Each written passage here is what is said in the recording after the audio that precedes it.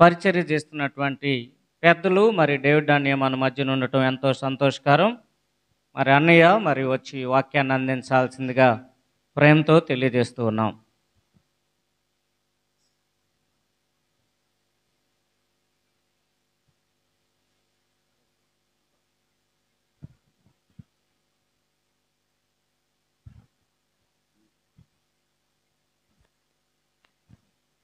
ఒక పల్లవి చరణం పాడుకుందాం. స్తోత్రార్హుడవగో ఓ దేవా నిన్ను స్తుతి కుసుమములతో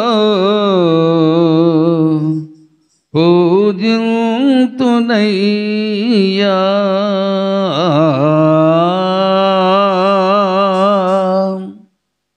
స్తోత్రార్హుడవగు ఓ దేవా నిన్ను స్తుతి కుసుమములతో పూజింతునయ్యా.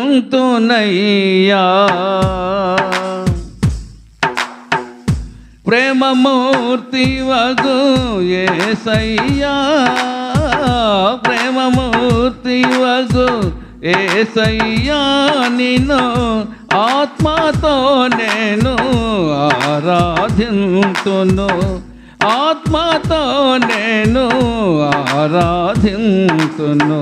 స్తోత్రార్హుడవగు ఓ దేవాను స్తుతి కుసుమములతో పూజింతునయ్యా.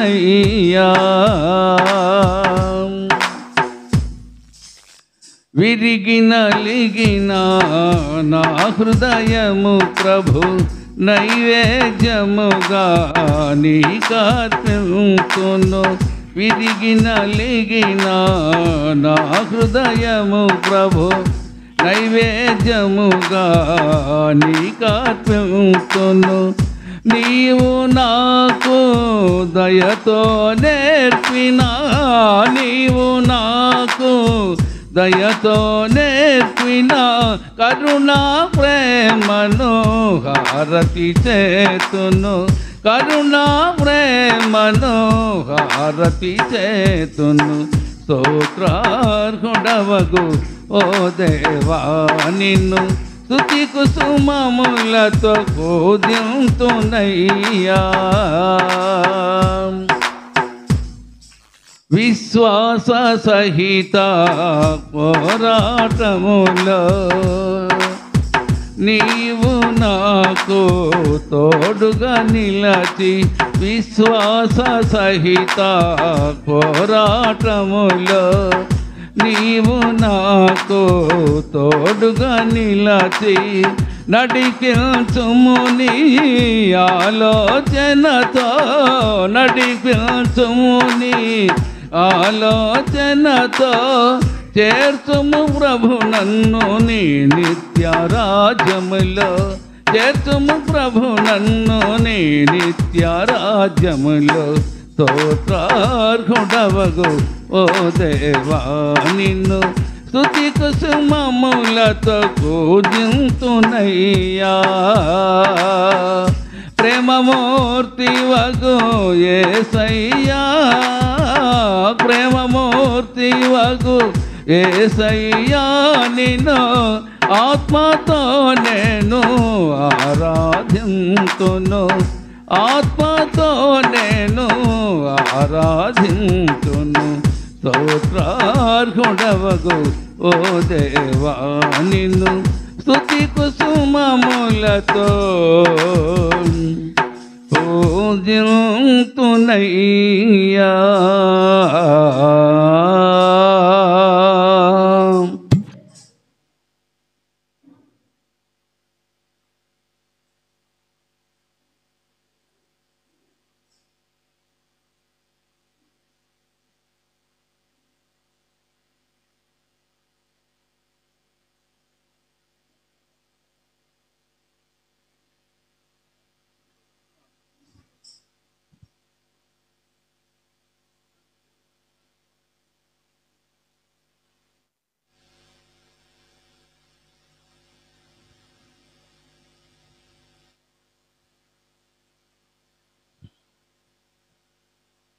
దేవుని పరిశుద్ధ నామానికి స్తోత్రాలు.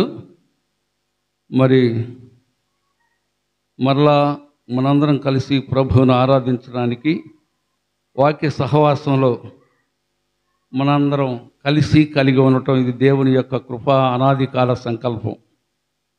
కనుక మొదటిగా నిరంతర స్తోత్రాలైన దేవునికి స్తోత్రాలు చెల్లింపబద్ధులమై ఉన్నాం.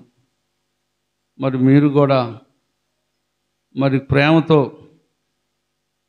3 దినాలు వాక్య సహవాసాన్ని ప్రేమతో కలిగి అత్యంత వ్యయ ప్రయాసాలు శారీరకంగా మానసికంగా మీ సమయాన్ని ఈ స్థలంలో కూడగట్టుకుని కట్టబెట్టారు. మొదటిగా దేవునికి స్తోత్రం, మీకు కూడా వందనాలు. మరి మన మీటింగ్స్ యొక్క ఉద్దేశాన్ని బట్టి ఇక్కడ మనం ఈ స్తుతి ఆరాధన కూడిక జరిపించుకున్నాం. మీటింగ్ యొక్క అంశాన్ని ఎవరైనా చెబుతారా? చూడకుండా నేను కూడా కళ్ళు మూసుకునే ఉంటాను. చూడకుండా 3 రోజులు విన్నాము, బరీలుగా తిన్నాము, దేవుని అద్భుతాలు కన్నాం. చెప్పగలుగుతారు ఎవరైనా? కాకా అదండి. ఏమంటున్నా అండి?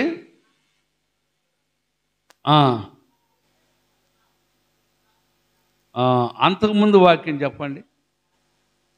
అంతకుముందు వాక్యం అదే వచనాలు ముందు చెప్పండి. మన ప్రభువు అయిన యేసుక్రీస్తు ద్వారా దేవునికి కృతజ్ఞతాస్తుతులు చెల్లించుచున్నాను. చూడండి, మీరు భలే తెలివికల్లవాళ్ళు. ముందలే స్తుతివాక్యం పెట్టారు, తర్వాత ఆ విషయాన్ని మీరు ఏర్పాటు చేశారు. అంశాన్ని, చక్కని అంశం. అందరూ కూడా చక్కగా మాట్లాడారు. మాట్లాడిన దావిజనులు కూడా జోసఫ్ రాయ్ గారు, జోషికరాజు గారు ఉన్నారు, వాళ్ళకు వందనాలు. సరే, ఇక్కడ కృతజ్ఞతాస్తుతులు చెల్లించుచున్నాను అని అంటున్నాడు. మనం దేవునికి కృతజ్ఞతాస్తుతులు చెల్లించాలి. కృతజ్ఞతాస్తుతులు చెల్లించకపోతే ఏమవుతారమ్మా? వేల కొలదిగా కూలారు. కనుక కృతజ్ఞతాస్తుతులు చెల్లించడానికి ఆయన ఏమై ఉన్నాడో మొట్టమొదటిగా అది మనకు తెలిసి ఉండాలి. ఆయన ప్రేమను గురించి, ఆయన త్యాగాన్ని గురించి, ఆయన కృపను గురించి, ఆయన విమోచనకర్తని, రక్షణకర్తని, శిలువ త్యాగధనుడని మనం గమనించినప్పుడు ఆయనకి మనం కృతజ్ఞతాస్తులు చెల్లించాలి. మనం ఏంటంటే ఆయన ఏదో చేసిన దాన్ని బట్టి మీటింగ్స్కి 3 రోజులు గొప్పగా కార్యం చేశాడు అని దేవుణ్ణి మనం ఈ స్తుతి కూడిక ఏర్పాటు చేసుకున్నాం. అసలు దేవుణ్ణి ఎందుకు స్తుతించాలి? 47వ కీర్తన 7వ చరణాన్ని ఒకసారి మనం చదువుకుందాం. 47వ కీర్తన 7వ చరణాన్ని ఒకసారి మనం చదువుకుందాం. 47వ కీర్తన 7వ చరణాన్ని ఒకసారి చదువుతారండి. దేవుడు సర్వభూమికి రాజు అయి ఉన్నాడు, రమ్యముగా కీర్తనలను పాడుడి. చిన్న ప్రార్థన చేసుకుందాం. ప్రేమన మా తండ్రి, ఈ రాత్రికాల సమయంలో నాయన పౌలు యొక్క జీవితంలో ఆయన యొక్క మరి స్థితిగతులను కలపోసుకొని దేవుని కృపను గురించి కృతజ్ఞతాస్తుతులు చెల్లిస్తున్నాడు. కనుక శరీర విషయంలో నేను పాప నియమనకు, మనసు విషయంలో నేను దేవుని నియమనకు దాసున్నాయన్నాను. అందుకు కృతజ్ఞతాస్తుతులు. కనుక రక్షించబడిన ప్రతి ఒక్క వ్యక్తి కూడా దేవుణ్ణి స్తుతించి ఆరాధించడానికి మీరు కృపనిచ్చారు. వందనాలు నాయన. ఈ మాటలు కొద్ది నిమిషాలు నీ బిడ్డలతో పంచుకోవటానికి కూడా, నాకు కూడా సహవాసాన్ని, నీ సమయాన్ని ఇచ్చినందుకు వందనాలు చెల్లిస్తూ యేసుక్రీస్తు నామంలో ప్రార్థిస్తున్నాము తండ్రి, ఆమెన్. ఇక్కడ మనం చూసుకున్నట్లయితే నా ప్రియులారా, ఆయన సర్వభూమికి రాజు అయి ఉన్నాడు. కనుక ఆయనను మనం ఏం చేయాలమ్మా? స్తుతించాలి, రమ్యముగా కీర్తనలు పాడాలి. ఎందుకని అనంటే ఆయన మన ప్రభువు, ఆయన మన దేవుడు, ఆయన మన రాజు, ఆయన మన రక్షకుడు. కనుక కీర్తనలకు కూడా మరి రమ్యమైన కీర్తనలు పాడాలి. మనవాళ్ళు ఇందాక పాడుతున్నారు. ఈ స్తుతి ఆరాధనలో స్తుతి ఆరాధన గీతాలే పాడాలి. సమయోచితమైన మాట చిత్రమైన వెండి పళ్ళెంలో బంగారు పండ్ల వంటిది. కనుక స్తుతి ప్రార్థనలో స్తుతి పాటలే పాడాలి. కనుక అర్థం చేసుకుని మనం అర్థవంతంగా దేవుని యొక్క విధానాన్ని మనం తెలుసుకోవాలి.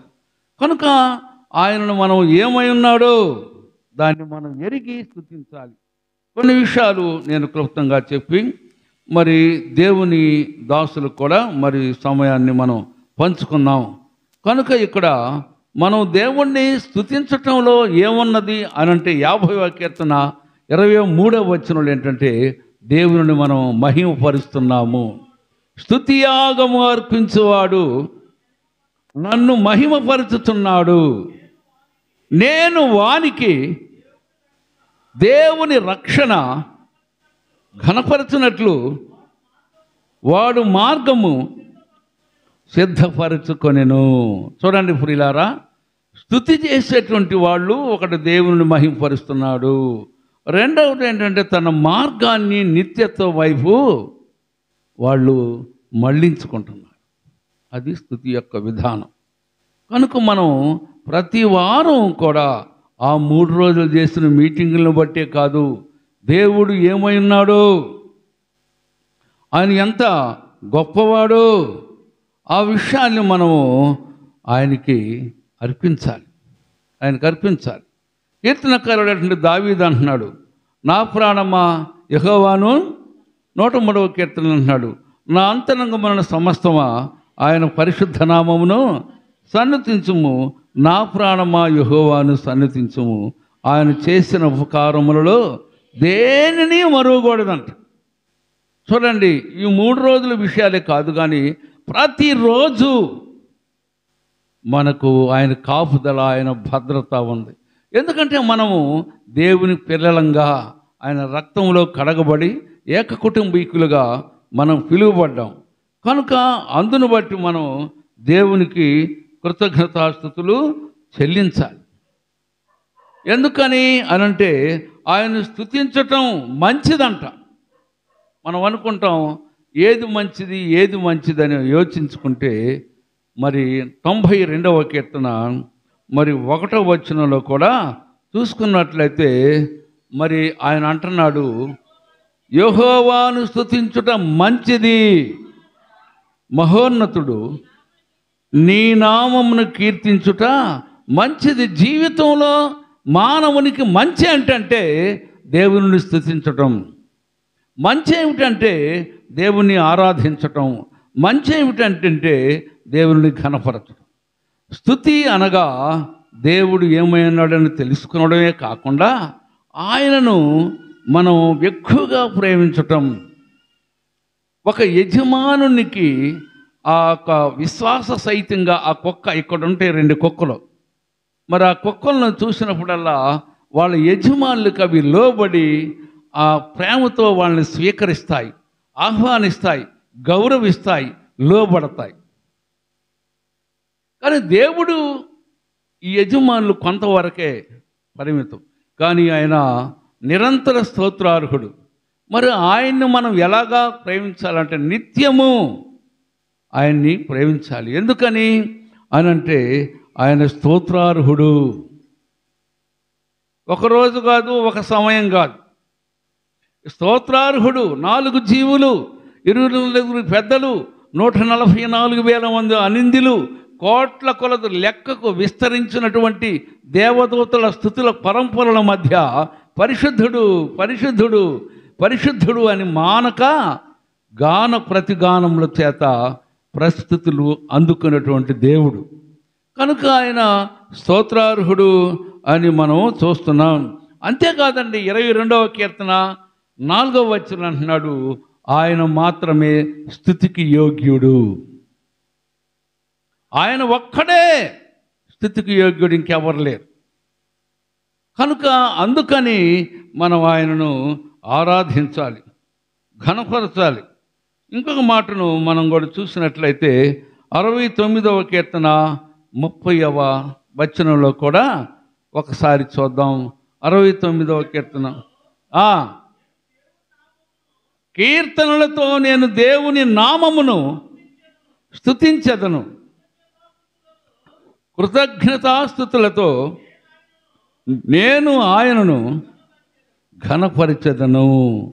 చూచారా ప్రియులారా, రక్షించబడిన వ్యక్తి దేవుణ్ణి ఏ రీతిగా కీర్తించాలో, ఏ రీతిగా ఘనపరచాలో అంటే ఈ 3 రోజుల కోటాలను బట్టే కాదు, నిన్ను దేవుడు ఏర్పాటు చేసుకున్నది ఎందుకనంటే ఆయన నిత్యము ఆరాధించడానికి. పేతురు రాసిన మొదటి పత్రిక 2వ అధ్యాయము 9వ వచనం అంటాడు, అయితే మీరు చీకటిలో నుండి తన ఆశ్చర్యకరమైన వెలుగులోనికి మిమ్మల్ని పిలిచిన వాని గుణాతిశయములను ప్రచురము చేయ నిమిత్తము ఏర్పరచబడిన వంశమును, రాజులైన యాజక సమూహమును, దేవుని సొత్తును, పరిశుద్ధ జనమై ఉన్నారంటున్నాడు. కనుక అండి మనం దేవుని సొత్తు. స్తుతించడానికే మనం పుట్టించబడ్డాం, స్తుతించబడానికే మనం ఏర్పాటు చేయబడ్డాం. అంటే రక్షించబడిన వాళ్ళేనా? కాదండి, సకల జీవులు యెహోవాను స్తుతించాలి. కనుక ఆయన ఒక్కడే స్తుతికి యోగ్యుడు. గనక నా ప్రియులారా, ఆయన మనము స్తుతించి ఆరాధించి ఘనపరచాలి. అన్ని విషయాల్లో కూడా ఆయన మనం ఘనపరచాలి. అంతేకాదండి, దేవుడు స్తుతుల మధ్య నివసిస్తాడు. ఆయన స్తుతి సింహాసన అధిష్ఠితుడు. దేవుని సింహాసనం ఏంటంటే సొలొమోను రాజులాగా మంచి కనక సింహాసనం కాదు. మరి దేవుని సింహాసనం ఏంది? స్తుతులపై దుర్గమును స్థాపించువాడు ఆయన స్తుతి సింహాసనాసుడు. కనుక ఏమిటి, మన హృదయమే స్తుతి నిలయంగా, మన జీవితమే స్తుతి అర్పణగా దేవునికి మనం చెల్లించాలి, మనల్ని మనం అర్పించుకోవాలి. కనుక నా ప్రియులారా, మనం ఆ రీతిగా దేవుణ్ణి ఘనపరచాలి. 84వ కీర్తనలో కూడా ఒకసారి చూడండి, 4వ వచనం కానించి, విరిగిన లిగిన నా హృదయము ప్రభు నైవేద్యముగా నీకర్పింతును. స్తోత్రమా. నీ మందిరమునందు నివసించువారు ధన్యులు, వారు నిత్యము నిన్ను స్తుతించుదురు. చదువమ్మా. నీ వలన బలమునందు మనుషులు ధన్యులు, యాత్ర చేయు మార్గములు వారికి అతి ప్రియములు. వారు బాకాలోయలో పడి వెళ్ళుచు దానిని జలమయముగా చేయుదురు, తొలకని వాన దానిని దీవెనలతో కప్పును. వారు నానాటికి బలాభివృద్ధి పొందుచు ప్రయాణము చేయుదురు. వారిలో ప్రతివాడును సియోనులో దేవుని సన్నిధిని చూచారా ప్రియులారా, సియోనులో దేవుని సన్నిధిలో స్తుతించేవారు బలమంతారు, సియోనులో కనపడతారు. అంతేకాదు వాళ్ళు దేవుని యొక్క గొప్ప ఔన్నత్యాన్ని కలిగి ఉంటారు. అంటున్నాడు, వారు బాకాలోయలో పడి వెళ్ళుచు దానిని జలమయముగా చేస్తారని ఈ మాట చెప్పి నేను ముగిస్తాను. 2వ దినవృత్తాంతాల గ్రంథంలో యెహోషాపాతుకు 3 యొక్క సైన్యాలు దండెత్తి ఆయన మీదకు వచ్చినాయి. ఆయన మీదకు వచ్చినప్పుడు ఆయన దిక్కు తెన్ను దారు తెలియక ఆయన మరి ఇక ఎవ్వరు కూడా నాకు శరణం లేరని దేవుణ్ణి కలిగి అంటున్నాడు. మొదటిగా ఏం చేశాడంటే యాజకులను ఏం చేశాడంటే ముందుగా బోర్లు ఊదించడానికి, స్తుతించడానికి దేవుడు వాళ్ళని ఏర్పాటు చేశాడు. కనుక వాళ్ళు ఏం చేస్తున్నారంటే యెహోవా నిరంతరము స్తోత్రార్హుడు అని బోరలు ఊదుచు యాజకులు ఏం చేశారు? దేవుని సైన్యం ముందుగా నడిచారు. కనుక నా ప్రియులారా, వాళ్ళు అలాంటి సైన్యాన్ని స్థితిగా చేసినప్పుడు ఏం చేశారంటే మోయాబీలు, అమ్మోనీయులు, సేయిరు మాటుగాండ్రను కూడా ఆయన హతం చేశాడు. ఆ బాకాలో ఆయన ఏం చేశాడు? ఆయన అనగా బెరాక్ అనగా స్తుతి ఆశీర్వాదము. చూడండి, కష్ట సమయంలో నష్ట సమయంలో, వేదన సమయంలో దేవుని స్తుతిస్తే ఆ కన్నీటిని ఏం చేస్తాడు? ఆ కడగండ్లని సంతోషంగా మారుస్తాడు. స్తుతి యొక్క సంపద అది. స్తుతించే వ్యక్తి దేవుడిని నిరంతరంలో సంతోషిస్తాడు. కనుక ఈ స్తుతి ఆరాధన 3 రోజుల కూడికలకే కాదు, కానీ నిరంతరం మన జీవితాలలో ఆయన ఒక్కడే ఆరాధనకు యోగ్యుడు. అలాంటి స్థితిని కలిగి ప్రతి వారు జీవించాలని మనవి చేస్తూ ఈ కొద్ది మాటలను ముగిస్తున్నాను. దేవుడి మాటలను దీవించునుగాక. ఆమేన్.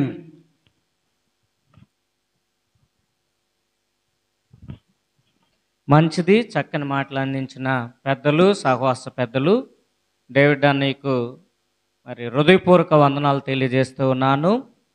మరి దేవుడు తన దాసుల్ని 3 దినాలు మరి మన మీటింగ్స్లో ఉండి ఇక్కడ పరిస్థితులన్నీ చూసిన విధానాన్ని బట్టి మరి మీటింగ్స్లో దేవుడు చేసిన సహాయానికి మరి దేవునికి కృతజ్ఞత చెల్లించాలని నిర్ణయించినప్పుడు మరి అన్నయ్య కూడా రావటానికి చాలా చక్కగా ఒప్పుకున్నాడు. మన సంఘం ఆహ్వానించినప్పుడు అన్నయ్య వచ్చి ఒప్పుకుని చక్కని సందేశాన్ని ఇచ్చినందుకు మరొకసారి అన్నయ్యకు వందనాలు తెలియజేస్తున్నాం. మరి పిల్లరా, మరి మనం కార్యక్రమంలోనికి ముందుకు వెళ్దాం. మరి ఈరోజు చిన్న విషయం ఉన్నది. ఏంటి ఆ విషయం అంటే, మరి మా సంఘములో దేవుడు ఒక ఆశ్చర్య కార్యం ద్వారా ఒక వ్యక్తిని మార్చి మరి ఆ వ్యక్తిని మందిరానికి తీసుకురావటమే కాదు, మందిర పనుల్లో ముందుకెళ్ళటానికి మరి ఆ వ్యక్తిని మాకు ఎంతో ఉపయోగకరంగా ఇచ్చారు. అంతేకాదు మరి ఆ కుటుంబం మరి ఈరోజు స్తుతి కూడిక పెట్టుకోవాలని చెప్పి కూడా ఆశపడ్డారు. మరి మా సంఘస్థులు అందరూ కూడా తెలుసు, మరి దేవుని మహాకృపను బట్టి ఆత్మారావు అంకులు రక్షింపబడటం, మందిరంలోనికి వచ్చి పరిచర్య చేయటం ఎంతో మరి దేవుని కృప. మరి ప్రార్థన ద్వారానే ఆత్మను మేము సంపాదించుకున్నాం. అందరం కూడా దేవునికి ఒక్కసారి దేవునికి హల్లెలూయా చెబుదామా? హల్లెలూయా. మరి ఆ కుటుంబంలో మరి భారతక్క ఎంత కష్టపడిందో మాకు తెలుసు. పాపం ఇంటికి వెళ్ళినప్పుడు చాలా ఏడ్చిన సందర్భాలు కూడా ఉన్నాయి ఏమండి. అంతేకాదు మరి మేము ఇంటికి వెళ్ళినప్పుడు కూడా అంకులు మంచం కింద మందు బాటలు పెట్టుకుని ఉన్న సందర్భాలను కూడా మేము చూసాం. మరి దేవుని చిత్తంలో 107వ కీర్తన, యెహోవా దయాళుడు, ఆయనకు కృతజ్ఞతాస్తుతులు చెల్లించుడి, ఆయన కృప నిరంతరం ఉండును. చిన్న ప్రార్థన చేద్దాం. ప్రభువా, ఇదిగో నాయన అల్పుడను ఎందుకు పనికిరాని నన్ను మీ సేవకు పిలుచుకుని ప్రభువా మీరు నడిపిస్తున్న విధానాన్ని బట్టి నీకు వందనాలు. ఇదిగో ప్రభువా, కొద్ది నిమిషాలు వాక్యాన్ని మరి ఆత్మారావు గారు, భారతమ్మ గారి కుటుంబంలో మీరు చేసిన మేలులకు స్తుతి కూడికను ప్రభువా వారు ఏర్పాటు చేసుకున్నందుకు కొద్ది నిమిషాలు మాట్లాడుచుండగా నన్ను కూడా బలపరచండి దేవా. కుటుంబాన్ని కూడా మీరు ఆదరించి కనికరించి నీ కృప చూపమని యేసయ్య శక్తి కలిగిన నామంలో అడుగుతా ఉన్నాం తండ్రి. ప్రియులారా, మరి చదువుకున్న వాక్యాన్ని మనం చూసినట్లయితే యెహోవా దయాళుడు. యెహోవా అనగా సృష్టికర్త. ఈ సృష్టికర్త అయినటువంటి యెహోవా దేవుడు దయగలిగినటువంటి దేవుడు. ఎంత దయగలిగినటువంటి దేవుడు అంటే, ఆపద సంభవించినప్పుడు ఎవరైతే వారికి మొరపెడతారో, కష్టకాలంలో ఎవరైతే ఆయన తప్పుకు తిరుగుతారో, ఏ ఆధారం లేనప్పుడు ప్రభువా నీవేనని చెప్పి ఎవరైతే మొరపెడతారో వారి మొర వినేటువంటి దేవుడు ఈయన. అందుకనే ఈ యొక్క కీర్తనలో రాయబడినటువంటి మాట ఏంటంటే, ఆయన దయాళుడు, దయగలిగినటువంటి దేవుడు. ఆయన మన జీవితంలో అనేకమైనటువంటి కార్యాలను చేయగలిగిన దేవుడు. కార్యాలను మాత్రమే కాదు, తన దయను, ఎంత దయ అంటే ఎంత ఘోరమైన వారైనా సరే ఆయన చెంతకొచ్చినప్పుడు, ఆయనకు మొరపెట్టినప్పుడు ఆయన దయగలిగిన దేవుడు. చూద్దాం ప్రియులారా. ఇశ్రాయేలు ప్రజలను మోషే నడిపిస్తా ఉన్నప్పుడు అనేక సందర్భాల్లో ఆ ప్రజలు మోషే మీద తిరుగుబాటు చేసినప్పుడు మోషే దేవునికి మొరపెట్టినప్పుడు దేవుడు ముఖాముఖిగా మాట్లాడాడు. ప్రియులారా గమనించండి. మరి ఇశ్రాయేలు ప్రజలు నా మాట అనలేదే, వారు నా త్రోవలో లేరే, ఎంతకాలం నన్ను శోధిస్తారు, ఎన్ని అద్భుత కార్యాలు చేస్తున్నా కానీ వాళ్ళు నన్ను ఎందుకు వీళ్ళు ఇంకా చింతిస్తున్నారు, ఇంకా ఎందుకు నన్ను నమ్మటం లేదని కోపపడిన దేవుడు కాదండి ఈయన. ఎలాంటి దేవుడు అంటే దయగలిగినటువంటి దేవుడు. నిజమే, ఈ కుటుంబం మీద దేవుని యొక్క దయ ఉంది కనుక ఆత్మారావు అంకులు మారటం, మరి ఆ కుటుంబంలో ఒకప్పుడు దుఃఖకరముగా అసమాధాన పరిస్థితిలో ఉన్న కుటుంబము ఈరోజు భార్యాభర్తలు కుటుంబం అంతా కూడా స్తుతించటం అంటే దేవుడు దయ చూపించాడు ఆ కుటుంబంలో. అంతేకాదు, వాళ్ళ కుటుంబంలో జరిగిన మరొక విషయం ఏంటో తెలుసా?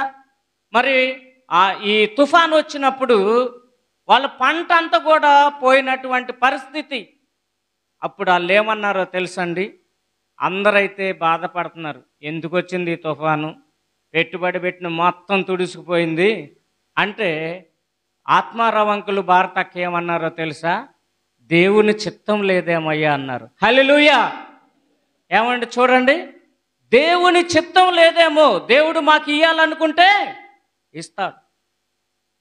మరి ఈ కుటుంబములో వారు దేనికైనా సరే ఏం చేస్తారంటే దేవునికి కృతజ్ఞతాస్తుతులు చెల్లిస్తారు. ఎందుకు మనం దేవునికి కృతజ్ఞతాస్తుతులు చెల్లించాలంటే మన జీవితంలో జరిగిన ప్రతి కార్యములో దేవుని కృప ఉంటుంది. ఆ దేవుని కృప ఉంటుంది కనుక మనము దాన్ని బట్టి ఆయన స్తుతించినప్పుడు ఆయన ఆనందించేవాడుగా ఉన్నాడు, ఆయన సంతోషించేవాడుగా ఉన్నాడు.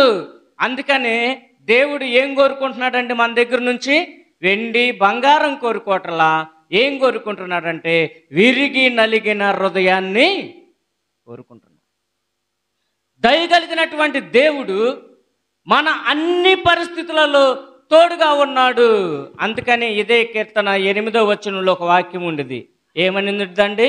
ఆయన కృపను బట్టి నరులకు ఆయన చేయు ఆశ్చర్య కార్యములు బట్టి యెహోవాకు కృతజ్ఞతాస్తుతులు చెల్లించుడి. నిజమేనండి, ఆయన కృప ఈ కుటుంబం మీద ఉంది కనుక వాళ్ళ పంట పండదనుకున్నప్పుడు కూడా దేవుడు సహాయం చేశాడు కనుక అయ్యా మా పనుల విషయంలో, మా బిడ్డల విషయంలో, అదేవిధంగా మా బిడ్డల మనవరులు మనవరాల యొక్క చదువు విషయంలో, మా కుమార్తె యొక్క ప్రయాణాల విషయంలో, మా కుటుంబంలో అన్ని విషయాల్లో దేవుడు తోడుగా ఉన్నాడయ్యా. మరి దేవుణ్ణి స్తుతించుకుంటాం, దేవునికి కృతజ్ఞత కూడుకు పెట్టుకుంటామని వారు మాట్లాడాడు. ప్రియులారా గమనించాలి, ఆయన కృప మనందరి మీద ఉంటుంది కనుక ఆయన కృప ద్వారా చేసిన ప్రతి ఒక్క కార్యానికి ఆయనకు మనం ఏం చేయాలి? కృతజ్ఞతాస్తుతులు చెల్లించాలి. లోకాసు వార్త 17లో మరి చూసినట్లయితే అక్కడ మరి 10 మంది వ్యక్తులు దేవుని దగ్గరికి వస్తారు. అయ్యా మేము భయంకరమైన పరిస్థితిలో ఉన్నాం, అయ్యా మమ్మల్ని కనికరించయ్యా, మా పైన దయ చూపించయ్యా అని అడిగినప్పుడు దేవుడు వాళ్ళ ఎడల కనికరం చూపించాడు. ఒకసారి 12వ వచనం నుంచి చదువుదామా? ఆయన గ్రామంలోనికి వెళ్ళుచుండగా 10 మంది కుష్ఠరోగులు ఆయనకి ఎదురుగా వచ్చి దూరంగా నిలిచి, యేసు ప్రభువా మమ్మను కరుణించమని కేకలు వేసిరి. ప్రియులారా చూడండి, కరుణించమని కేకలు వేసినప్పుడు దేవుడు వాళ్ళ ఎడల కరుణ చూపాడు. మనం కూడా దేవుని దగ్గరకు వచ్చి ప్రభువా అని మనం కూడా ఆయన అడిగినప్పుడు కనికరం చూపేటువంటి దేవుడు ఆయన. ఆయన కనికరం చూసి మేలు చేసినప్పుడు ఏం చేశారండి? 10 మంది వచ్చారు, దేవుణ్ణి వేడుకున్నారు, ఆయన కనికరం పొందారు. కానీ స్తుతించింది ఎంతమంది అండి? ఎంతమంది స్తుతించారు? ఒక్కడే సంతోషంతో గంతులు వేయచ్చు ఏం చేశాడు? దేవుణ్ణి స్తుతించాడు. నిజమే ప్రియులరా, మన జీవితంలో దేవుడు చేసిన కార్యాన్ని బట్టి మనం ఏం చేయాలి? దేవుణ్ణి స్తుతించాలి. చాలా సంతోషం. మరి భారతక్క ఆత్మారావు అంకులు, మరి వాళ్ళ కుమార్తె మరియమ్మ గారు, మరి తమ్ముడు చిరంజీవి కాంట్రాక్ట్ల మరి వీళ్ళందరూ కూడా మరి దేవుని యందు భయభక్తులు కలిగి ఆయన చేసిన ప్రతి మేలుకు కూడా ఆయన కృతజ్ఞతాస్తుతులు చెల్లించడానికి ఎల్లవెల్ల ముందుకొస్తున్నారు. అందును బట్టి దేవుని స్తుతిస్తూ ఆ స్వస్థపడినటువంటి 10 మందిలో దేవుడు తెలియనటువంటి సమరయుడు ఏ విధంగా వచ్చి ఆయన్ని స్తుతించాడో గంతులు వేస్తూ, ఈ కుటుంబం కూడా దేవుడు చేసినటువంటి ప్రతి మేలుకు కూడా ఆయన్ని స్తుతించాలని చెప్పి తెలియజేస్తూ వాక్యాన్ని ముగిస్తున్నాను. దేవుడి కొద్ది మాటలను ఆశీర్వదించి దీవించునుగాక. చిన్న విషయం అండి, కొద్దిగా ముందుకు జరుగుదాం. పాపం వెనకొచ్చిన వారు ఉన్నారు, కొద్దిగా ముందుకు జరుగుదాం. మంచిది, చిన్న పల్లవి పాడుకుందాం. ఈలోపు కొద్దిగా సర్దుకుందాం. మనం కూడా ముగింపులోకి వచ్చాం. దేవుని స్తుతించుడి ఎల్లప్పుడు, స్తుతించుడి, ఆ దేవుని స్తుతించుడి ఎల్లప్పుడు, స్తుతించుడి. హల్లెలూయా. మంచిదండి. ఈ కుటుంబంలో దేవుడు చేసిన మేలును బట్టి ఒకరం ప్రార్థన చేద్దాం. తర్వాత మన ప్రత్యేక అతిథి మరి గౌరవనీయులు జోసఫ్ అన్నకు అవకాశం ఇద్దాం. మరి మన మధ్యలో ఉన్నటువంటి పాస్టమ్ గారు ఆ కుటుంబం నిమిత్తం ప్రార్థన చేస్తారు. తర్వాత మనం అన్నయ్యకు సమయాన్ని ఇద్దాం. ప్రభువా స్తోత్రం.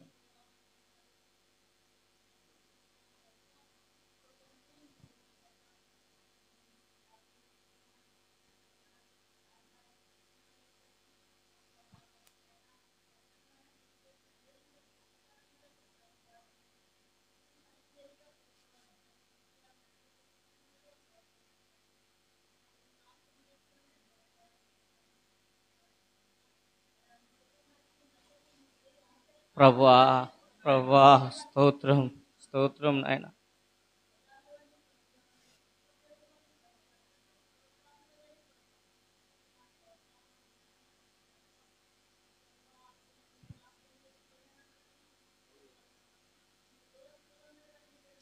అవును నాయన.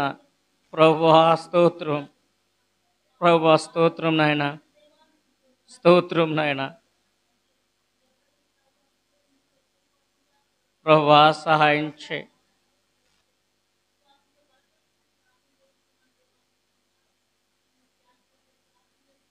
అయ్యా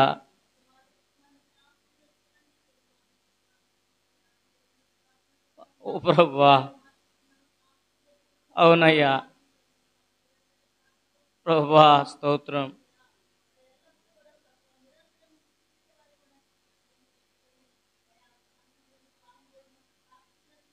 ఓ ప్రభువా స్తోత్రం.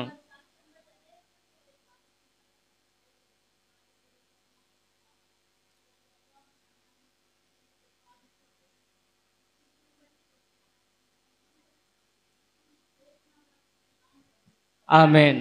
మంచిదండి. మరి బ్రదర్ భరతాన్ని కూడా ముందుకొస్తే మరి జోసఫ్ అన్నకు ట్రాన్స్లేట్ చేస్తారు. మంచిది. అందరం కూడా చప్పట్లు కొట్టి మరి అన్నను మనం ఆహ్వానిద్దాం. మరి జోసఫ్ రాయ్ గారిని ఆహ్వానిద్దాం.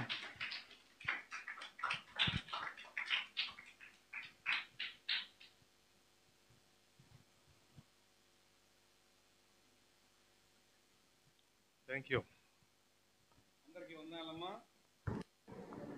Every time I do this, but today, ఈరోజు మాత్రం 2 చేతులు సరిపోతులేవు మీకు దండాలు పెట్టాలంటే. ఎందుకంటే this is how much you have done for those 3 days. ఎల్లప్పుడు నేను ఇలా చేయబెడుతుంటాను, కానీ ఈ రోజు మాత్రం ఇలా చేయబెట్టడానికి నా చేతులు చాలట్లేదు. ఎందుకంటే మీటింగ్స్ 3 దినాలు మీ అందరూ చేసిన పరిచర్య ఎంత గొప్పగా ఉంది. And I thank God so much for each one of you, for striving so hard, for working so hard, for bending together, for joining your hands together, for praying together, for fellowshipping together. చూడండి, నేను దేవుడికి ఎంతో వందనాలు ఎందుకో తెలుసా నేను దేవుడి స్తుతులు చెల్లిస్తున్నాను. మీరందరూ ఐక్యంగా కలిశారు, ఐక్యంగా పనిచేశారు. సహోదరులు సహోదరులు ఇక్కడ సంఘంలో ఉన్న వారందరూ కూడా ఐక్యంగా ప్రార్థించారు, ఐక్యంగా పనిలో వంగారు. దాన్ని బట్టి నేను దేవుడికి మహిమ తీసుకొస్తున్నాను. God can do wonders. చూడండి, దేవుడు ఎన్నో గొప్ప ఆశ్చర్యకార్యాలు చేయగలుగుతాడు. Whether you believe it or not, whether you want it or not, whether you like it or not, He always does wonders. చూడండి, మీరు నమ్మినా నమ్మకపోయినా దేవుడు మాత్రం ఎల్లప్పుడూ ఒకే ఒక దేవుడు. ఆయన ఎల్లప్పుడూ ఆశ్చర్యకార్యాలు, అద్భుత కార్యాలు చేయగల సమర్థుడు. But the secret to our success, చూడండి, ఆ యొక్క గొప్ప రహస్యాన్ని మన జీవితంలో కూడా ఆ గొప్ప రహస్యం తెలుసుకోవాలి అంటే ఏంటో తెలుసా? అది the secret for the success of the meetings is, చూడండి, మన మే నెలలో జరిగిన మీటింగ్స్ ఆ 3 దినాలు కూడా ఇంత గొప్పగా జరగటానికి ఒక గొప్ప రహస్యం ఉంది. ఆ రహస్యం ఏంటంటే it's your prayer, అది మీ ప్రార్థన, it's your fellowship. అది మీ సహవాసం. I was told that all of you met together to pray for days together, continuously for the meetings, for the speaker, for the congregation, for God's work to be done. చూడండి, నేను మీ గురించి విన్నాను. మీ సహవాసం యొక్క meetings గురించి విన్నప్పుడు నేను తెలుసుకున్న మాటలు ఏంటంటే, మీరందరూ కలిసి ఐక్యంగా ఉపవాస ప్రార్థనలు చేశారని 3 దినాలు, అదేవిధంగా కొన్ని దినాల నుంచి కూడా మీటింగ్స్ గురించి అందరూ కలిసి ప్రార్థించారని నేను విన్నాను. I think that is the main source of your success today. అదే గొప్ప రహస్యం అని నమ్ముచున్నాను. I thank God for answering your prayers. నేను దేవుడిని స్తుతిస్తున్నానండి. మనందరి ప్రార్థనలు కూడా దేవుడు విన్నందుకు, దేవుడు దాన్ని గౌరవించినందుకు, ఇంత గొప్పగా ఈ meetings జరిగినందుకు. I thank God for inviting all of you, for inviting me also for those meetings and also for the meeting. చూడండి, నన్ను కూడా ఈ సాయంత్రకాల సమయం ఆహ్వానించినందుకు కూడా మీ అందరికీ నా ప్రత్యేకమైన వందనాలు. అదేవిధంగా దైవజనులు వసంత పాస్టర్ గారు కూడా నా ప్రత్యేకమైన వందనాలు. A couple of things I have observed during the meetings because I was present for all the 3 days. చూడండి, ఆ మీటింగ్స్ యొక్క 3 దినాల్లో కూడా నేను కూడా ప్రత్యక్షంగా ఉన్నాను కాబట్టి నేను కూడా కొన్ని గమనించి ఉన్నాను. And that is found in the book of Joshua chapter 4. నేను ఏమి చూశాను అంటే, ఇక్కడ యెహోషువ గ్రంథము 4వ అధ్యాయంలో అది లిఖించబడింది. అది నేను కనుగొన్నాను ఈ మీటింగ్స్ 3 దినాల్లో. మన యొక్క సహవాస మీటింగ్స్లో నాకు అది బయలుపరచబడింది. మన బైబిల్ గ్రంథం నుంచి యెహోషువ గ్రంథము 4వ అధ్యాయంలో అది ఉన్నది. Can you read verse 1? చూడండి, మొట్టమొదటి వచనం ఎవరన్నా చదువుతారా? Joshua chapter 4 verse 1. యెహోషువ గ్రంథము 4వ అధ్యాయం 1వ వచనం. జనులందరూ యోర్దానును దాటుట, When the whole when the whole nation crossed the Jordan. చూడండి, ఆ జనములు అందరూ కూడా, ఆ ఇజ్రాయెల్ దేశంలో ఉన్న ప్రజలందరూ కూడా యోర్దాను దాటుతున్నప్పుడు జరిగిన సంఘటన. This is what has happened during those 3 days. చూడండి, ఈ మీటింగ్లో కూడా ఈ 3 దినాల్లో కూడా ఇంత గొప్ప విజయం, ఈ మీటింగ్స్లో కూడా ఇలాంటి సందర్భమే జరిగింది. Every church member has crossed the river Jordan through a test of faith. చూడండి, మన యొక్క సహవాస విశ్వాసాన్ని బట్టి, సంఘ ప్రార్థనలు బట్టి అనేక సంఘాల నుంచి వచ్చిన విశ్వాసులు కూడా ఈ యొక్క యోర్దాను నదిని దాటారండి. మన మీటింగ్స్ విన్న తర్వాత, వాక్యం విన్న తర్వాత. All the Israelites crossed the river Jordan. చూడండి, ఇక్కడ వాక్యంలో ఇజ్రాయెల్ ప్రజలందరూ కూడా ఆ గొప్ప యోర్దాను నదిని దాటారు అని ఉంది. All your church members have crossed that river. చూడండి, మన సంఘస్థులు అందరూ కూడా ఈ యొక్క గొప్ప నదిని దాటాము. That is the first observation. అది నేను గమనించిన మొట్టమొదటి యొక్క గమనిక. You were expecting only 100 or 150. మనందరం కూడా సంఘం అంతా కూడా మొట్టమొదట మనకు మీటింగ్స్లో 100 మంది 150 మంది వస్తే చాలనుకుంటూ ఉన్నాం. The last day I think 827 people had come. ఆ చివరి దినం కనుక గమనిస్తే 850 మంది పెద్దలు భోంచేసినట్టుగా All glory గమనించవచ్చు. to God. అంత సర్వ మహిమ, సమస్త మహిమ దేవుడికి చెల్లును గాక. It is not just 100 people who crossed the river, it is 850 people who crossed that river. చూడండి, 100 150 ప్రజలు యోర్దాను నది దాటలేదు, కానీ సుమారు 855 మంది ఈ యొక్క యోర్దాను నదిని దాటారు. Second thing, రెండో విషయం నేను గమనించింది ఏంటంటే, verse 9. 9వ వచనం. అప్పుడు యెహోషువ నిబంధన మందసమును మోయు యాజకుల కాళ్ళు యోర్దాను నడుమున నిలిచిన చోట 12 రాళ్లను నిలబెట్టించెను. నేటి వరకు అవి అక్కడ ఉన్నవి. You have set up a memorial today. చూడండి, మీరందరూ కూడా ఒక గొప్ప విజయాన్ని స్థాపించి ఉన్నారు. You have set up memorial for what God has done in your lives. దేవుడు మన జీవితాల్లో చేసిన ఆశ్చర్య కార్యాలను బట్టి ఒక గొప్ప, మనం ఈ మీటింగ్స్ తర్వాత ఒక గొప్ప పునాది వేసుకొని ఉన్నాం. Thanksgiving is nothing but a memorial. ఆ యొక్క స్తుతి కొడుకే గొప్ప మంచి సందర్భంగా కనపడుతూ ఉంది. Joshua had ordered 12 people to pick up 12 stones from the middle of Jordan. చూడండి, ఇక్కడ యెహోషువ కూడా 12 రాళ్లను నిలబెట్టి ఉన్నాడు. యోర్దాను నదిని దాటిన తర్వాత ఆ 12 రాళ్లు నిలబెట్టి ఉన్నాడు. From the same place where the people had crossed, he had picked up 12 stones. ఎక్కడైతే యోర్దాను నదిని దాటారో చాలా మంది ప్రజలు అక్కడ 12 రాళ్లు నిలబెట్టి ఉన్నారు. Thank God they were not bricks. అవి రాళ్ళు కాదు, అవి ఇటుకలు కాదండి, పెద్ద రాళ్ళు. Bricks are all of the same size. ఇటుకలు అయితే ఒకే రకంగా ఉంటాయి, Stones are of different sizes. కానీ రాళ్ళు వేరే వేరేగా ఉంటాయి. You have set up those stones today as a memorial for what you have done for those last 3 days. చూడండి, ఆ రాళ్ళు రకరకాల రూపాల్లో రకరకాలుగా ఉంటాయి కాబట్టి వాటన్నిటిని కూడా ఈ మీటింగ్స్ ద్వారా మన సంఘం నిలబెట్టి ఉంది. Number 3, మూడోదిగా నేను గమనించింది ఏంటంటే verse 10 and 11. 10-11 వచనాలు. ప్రజలతో చెప్పవల్లని యెహోవా యెహోషువకు ఆజ్ఞాపించిందంతయు, అనగా మోషే యెహోషువకు ఆజ్ఞాపించిందంతయు నెరవేరు వరకు యాజకులు మందసమును మోయిచు యోర్దాను నడుమ నిలిచిచుండగా జనులు త్వరపడి దాటిరి. జనులందరూ దాటిన తర్వాత వారు చూచుచుండగా యెహోవా మందసము మోయు యాజకులు దాటిరి. This is what has happened. This is the third thing which has happened.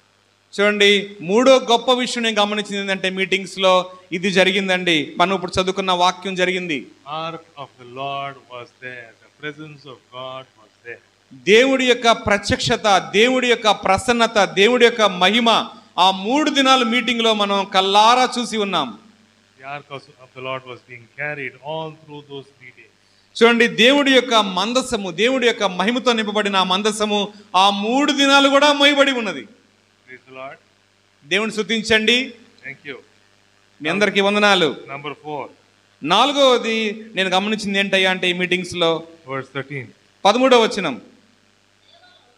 సేనలో ఇంచుమించు 40,000 మంది యుద్ధ సన్నద్ధులై యుద్ధము చేయుటకు యెహోవా సన్నిధిని యెరికో మైదానములకు దాటి వచ్చిరి. After the meeting is over, చూడండి, ఎప్పుడైతే మన meetings అయిపోయినాయో 40,000 people are ready for war. చూడండి, ఇక్కడ ఎప్పుడైతే యోర్దాను నది దాటారో ఇక్కడ వాక్యం చెప్తుంది సుమారు 40,000 మంది యుద్ధానికి సన్నిధులయ్యారంట. All of you have attended the meeting? మీరందరూ కూడా మీటింగ్లకి వచ్చారండి. Anybody who has not attended the meeting? చూడండి, ఇక్కడ ఉన్న వాళ్ళు ఎవరన్నా మీటింగ్కి మేము రాలేదు అన్నవారు ఎవరన్నా ఉన్నారా? Everybody, each one of you who have attended the meeting, you are all prepared for war. చూడండి, ఎవరైతే ఆ మీటింగ్కి వచ్చారో వాళ్ళు అందరు కూడా యుద్ధానికి సన్నిధులయ్యారు. This is number 4. ఇది నాలుగవది నేను గమనించిన అంశం ఈ మీటింగ్ల ద్వారా. All of you are not normal people now. ఇప్పుడు మీరందరూ కూడా సామాన్యమైన ప్రజలు, సామాన్యమైన విశ్వాసులు కాదండి. You are all warriors. మీరందరూ కూడా యుద్ధ శూర వీరులు దేవుడి కృపను బట్టి. You are going to go to Jericho to wage war. మీరు యెరికో యొక్క పట్టణానికి కూడా వెళ్తున్నారు యుద్ధానికి. You have to get the walls down. ఆ యొక్క గొప్ప గొప్ప కోట గోడలు కూడా కూలిపోవాలి మీరు వెళ్ళినప్పుడు. The next test is on Jericho, not now. ఇప్పుడు కాదండి, రెండో పరీక్ష యెరికో ఉంది, దాని దగ్గర కూడా మీరు వెళ్ళాలి, దాని సన్నిధిలో ఇవ్వాలి. You have Jericho in front of you. మీ ముందు యెరికో గోడలు నేను గుర్తుపెట్టుకోండి. You cannot sleep now. ఇప్పుడు మనం ఏదో గమ్ము నుండి పోదాం లే మెత్తకుందామని కాదండి. You cannot have a party now. ఇప్పుడు ఏదో చిన్న ఫంక్షన్ చేసుకుందాం మనందరం హాయిగా ఉందామని అనుకోవద్దు దయచేసి. No room for complacency. అన్నా? No room for complacency. Satisfaction, you can't be satisfied. చూడండి, ఇంకా తృప్తి లేదండి మనకి. ఇంకా యుద్ధం చేయాల్సిన ఎన్నో ఉన్నాయి, ఎన్నో పట్టణాలు ఉన్నాయి, మనకి తృప్తి లేదు, ఇంకా వెళ్ళాలి యుద్ధానికి. You have a bigger war. ఇంకా పెద్ద యుద్ధం చేయాల్సి ఉంది మనం.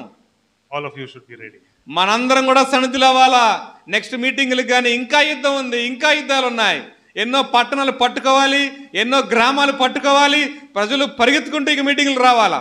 This time your target was 850 people. చూడండి, ఈ సంవత్సరం మనకి 850 మంది వచ్చారు. You thought of 150, you had 850.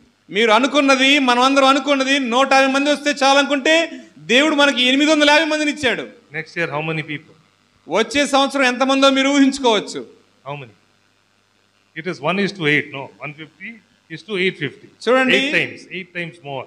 మనం 100, 150 అనుకుంటే 1కి 8 వంతులు పెరిగింది. 150కి 850 మంది వచ్చారు. అంటే 1కి 8, 1 వంతు అనుకుంటే 850 వచ్చారు. ఇప్పుడు 850 మంది అనుకుంటే వచ్చే మీటింగ్కి ఇంకెంత రావాలి? 8 రెట్లు. 850కి 8 రెట్లు ఎంత? 6,400 people. 6,400 మంది రావాలి నెక్స్ట్ మీటింగ్కి. You have to send Morning Star buses. మనం ఎలక్షన్లు తోలినట్టుగా మార్నింగ్ స్టార్ బస్సులు పెట్టాలా? The tractors will not be enough. మన ట్రాక్టర్లు సరిపోవు. ఇక This ground will not be enough. ఈ స్థలం కూడా సరిపోదు మనకి. 6,400 people. 6,400 మంది. Your knees can do. మన మోకాళ్ళు చేస్తాయండి ఆ పని. Your knees can do that miracle. మన మోకాళ్ళు ఆ అద్భుతాన్ని చేస్తాయి. All of you are not ordinary now. మీరందరూ ఇప్పుడు సామాన్యమైన ప్రజలు కాదు. You are warriors. మీరందరూ కూడా మీటింగ్కి అటెండ్ అయిన ప్రతి ఒక్కరు, వాక్యమైన ప్రతి ఒక్కరు కూడా యుద్ధ సూర్యులను గుర్తుపెట్టుకోండి. Get ready for 6,000. మరి 6,400 మంది ప్రజానికం కోసం మళ్ళీ మనం సిద్ధమవుదాం. Okay, the last thing. చివరిగా నేను గమనించింది ఏంటంటే Verse 14. 14వ వచనం గమనించినట్లయితే, ఆ దినమున యెహోవా ఇజ్రాయేలులందరి ఎదుట యెహోషువను గొప్ప చేశాను గనక వారు మోషేని గౌరవపరిచినట్లు అతని బ్రతుకు దినములన్నిటిను అతని గౌరవపరిచిరి.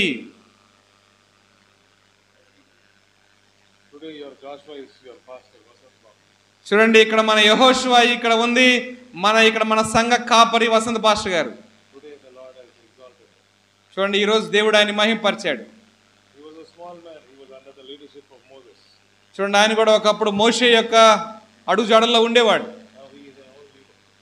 ఇంతకుముందు సువార్తరావు గారి దగ్గర ఒక చిన్న పరిచారకుడుగా ఉన్నాడు. కానీ ఇప్పుడు ఒక గొప్ప సేవకుడుగా ఈ సంఘంకి వచ్చిన తర్వాత ఆయన గొప్ప సేవకుడుగా మారాడు. దేవుడు ఆయన మహిమపరిచాడు. Thank you all once again. మీరందరికి కూడా నా హృదయపూర్వక వందనాలు తెలియజేస్తున్నాను. To God be the glory for all that he has done for all of us. చూడండి, దేవుడు చేసిన గొప్ప కార్యాలను బట్టి దేవుని మహిమపరుద్దాం. ఆమేన్.